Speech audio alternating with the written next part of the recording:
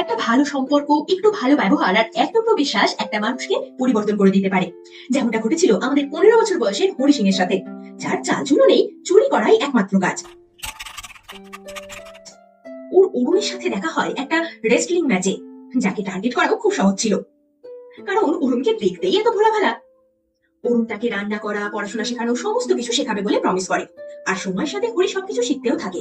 অরুণ একজন লেখক, বই লিখে সে একদিন অনেকটা টাকা বাড়িতে আনে, আর আমাদের চোরের মন চলে যায় বুঝকি পারে। সে চুরির টাকা নিয়ে ছোটে লখনৌ এক্সপ্রেস ধরতে। প্রচন্ড বৃষ্টি পড়তে থাকে সেদিন। স্টেশনে গিয়েও অরুণের সততার পিছুটান হয়তো তাকে আটকে দেয়। ও রিয়েলাইজ করে যে সে টাকা নিয়ে এখান থেকে চলে গেলে অরুণের টাকা হারানোর কষ্টের থেকেও তার বিশ্বাসঘাতকতায় অরুণ বেশি কষ্ট পাবে। সে অরুণের বাড়িতে ফিরে আসে। সকালে অরুণ ঘুম থেকে উঠে আর হরিকে 5টা টাকা হাতে দেয়। সে বলে যে কাল কিছু টাকা সে পেয়েছে, এবার থেকে তাকে রোজ পে করবে। হরি দেখে ওই নোটটা এখনো বৃষ্টি ভেজা। সে বুঝে যায় অরুণ সব